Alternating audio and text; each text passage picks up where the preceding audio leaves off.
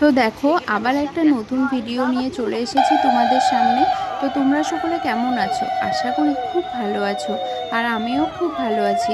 তো জামাই ষষ্ঠীর দিন সকাল সকাল রেডি হয়ে চলে গিয়েছিলাম বাবার বাড়িতে।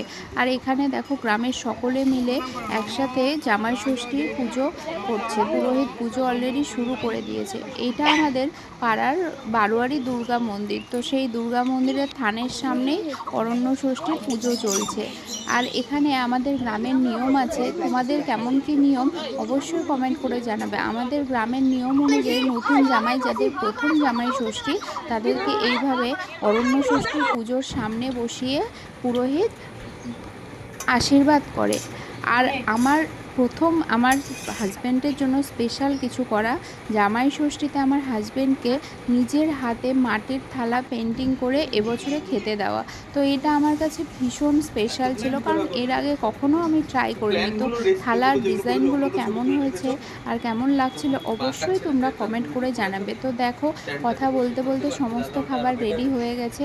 তো এখানে মা তার জামাইয়ের জন্য করেছিল পাঁপড় ভাজা, এদিকে দেশি চিকেন, সাথে ছিল ইলিশ সর্ষে ইলিশ ছিল, আর মাটন, সাথে মসুর ডাল, আর 5 রকম এখানে ছিল মিষ্টি, সাথে মিষ্টি দই, আর 5 রকম ভাজা। 5 রকম ভাজাতে ছিল ইলিশ মাছ ভাজা, আলু ভাজা, করলা ভাজা, সাথে পটল ভাজা আর বেগুন ভাজা, আর সাদা ভাত, সাথে বাসন্তী পোলাও।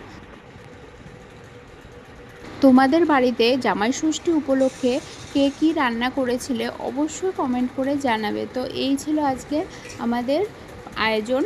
তো মা সকাল থেকে প্রায় অনেক কিছুই রান্না করেছে, অনেকটা খাটনি হয়ে গেছে তার। তো যাই হোক, তবে হ্যাঁ, আমার হাজব্যান্ডের কাছে এটা পুরোটাই সারপ্রাইজ ছিল, কারণ আমি ভেবেছিলাম যে সবটা কমপ্লিট করার পর আমি তাকে সারপ্রাইজ দেব। আগে যদি বলে দিতাম তার কাছে এই ব্যাপারটা এতটা আনন্দের থাকতো না। তো চলো নিজের মুখে, আমার হাজব্যান্ডের মুখেই শুনে নাও তার সবচেয়ে এত কিছুর মধ্যে সবচেয়ে পছন্দের খাবার কী কী ছিল। এত কিছু কে খাবে? এত কিছু বলো তো। জামাই ষষ্ঠী স্পেশাল, তুমি খাবে। ঠিক আছে, শাশুড়ি ভালোবেসে খেতে দিয়েছে। ঠিক আছে। তুমিও তো সবচেয়ে নাও। পছন্দের কোনটা? সবচেয়ে পছন্দের ইলিশ মাছ, খাসির মাংস, তারপরে দেশি মুরগির মাংস। তো দেখো সবশেষে মা সব কিছু সাজিয়ে দেওয়ার পর তার জামাইকে আশীর্বাদ করলো।